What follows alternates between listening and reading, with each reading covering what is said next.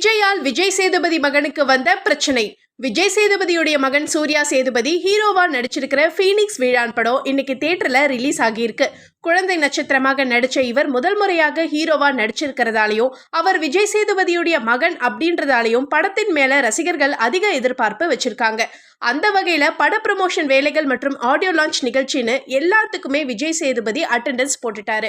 இப்படிப்பட்ட நிலையில படத்துடைய டைரக்டரும் ஸ்டண்ட் மாஸ்டருமான அனல் அரசு ஒரு இன்டர்வியூல பேசின விஷயம் அதிர்ச்சியை ஏற்படுத்தியிருக்கு. அதாவது ஸ்டண்ட் மாஸ்டர் டைரக்டரா மாறினதால படம் முழுக்க முழுக்க சண்டை காட்சிகளால நிறைஞ்சிருக்கு. மேலும் படத்துல நிறைய இடங்கள்ல விஜயோடைய கட்சி கொடி சாயல்ல கொடிகள் இருந்திருக்கு. இதனால பிரச்சனை பண்ணது தமிழக வெற்றி கழகம் கட்சி கிடையாது.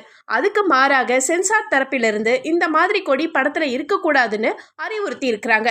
அதன்படி கட்சி கொடிகள் எல்லாமே இருக்கும் காட்சிகளை சரி செய்ய தொழில்நுட்பம் பயன்படுத்தப்பட்டிருக்கு.